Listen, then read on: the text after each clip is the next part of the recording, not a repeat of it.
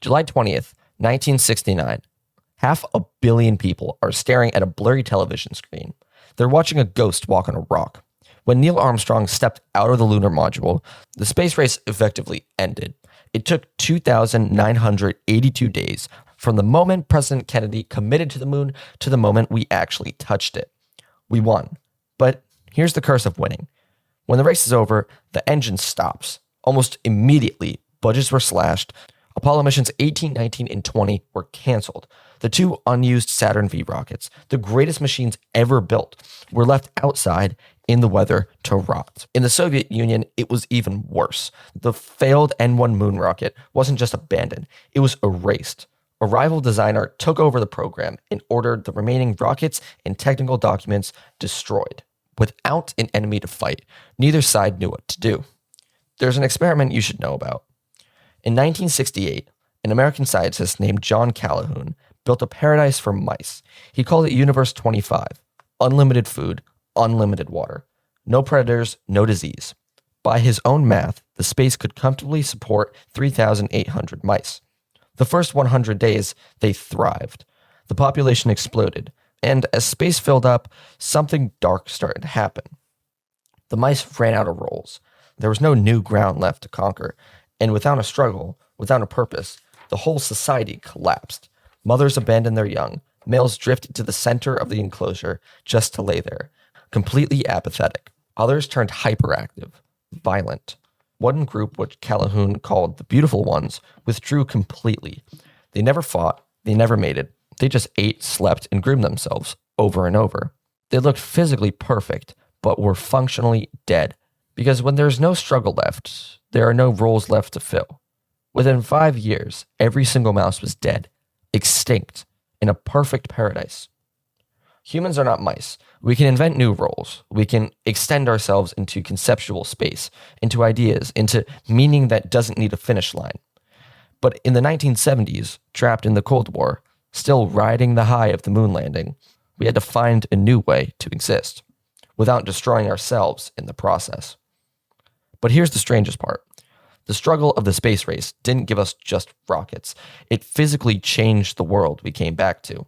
We didn't just bring home moon rocks, we brought home the future. For example, NASA needed soft landing for the astronauts to touch down on the lunar module, and we got memory foam. They needed to protect infrared detectors, and we got clear braces. Diamond-like coating on an astronaut's helmet visor became scratch-resistant glass. The technology built to keep the Viking landers intact became long-life car tires. Water filters, freeze-dried food, cameras, cordless headphones, all of it invented because someone was trying to keep a human being alive in the void. We changed life on Earth by trying to leave it. The biggest shift wasn't technological. It was psychological. In June 1975, something happened that rewrote the code of the Cold War. The Apollo-Soyuz test project. An American Apollo spacecraft and a Soviet Soyuz capsule launched into orbit on the exact same day. Down on Earth, the two nations held enough nuclear weapons to end the world several times over. The Soviet press has spent years calling the Americans imperialists, and Americans assumed that the Soviet spacecraft was primitive, dangerous. But up there, the rules changed. The engineers from both sides had sat down together and designed a docking collar that would fit both ships. They called it the APAS. For the first time in history, two different worlds reached out and snapped together in the void. When the hatch finally opened, Thomas Stafford and Alexei Leonov reached out and shook hands. 44 hours. That's how long these two ships stayed docked together. They didn't fight. They didn't race. They ate together. They exchanged tree seeds. They listened to music. A Russian song called Tenderness, an American song called Why Can't We Be Friends? Leonov, the Soviet commander, joked that there were 3 languages spoken on the mission: Russian, English, and Onlahonsky, because of the American commander's accent. Think about what's actually happening up there. You're watching the spotlight effect break in real time. Psychologists have a name for the illusion we all walk around inside. We walk into a room and feel like everyone's watching us, judging our clothes, judging our mistakes. We feel in a spotlight shining directly on us, but it's just not there. Everyone else is the star of their own movie, and you're just background scenery. Down on Earth, nations do the exact same thing. We perform tribal identities, draw borders on maps. We invent enemies because our ancient brains feel safe inside a tribe and terrified of the outside one. For tens of thousands of years, standing alone without a tribe meant danger, real danger.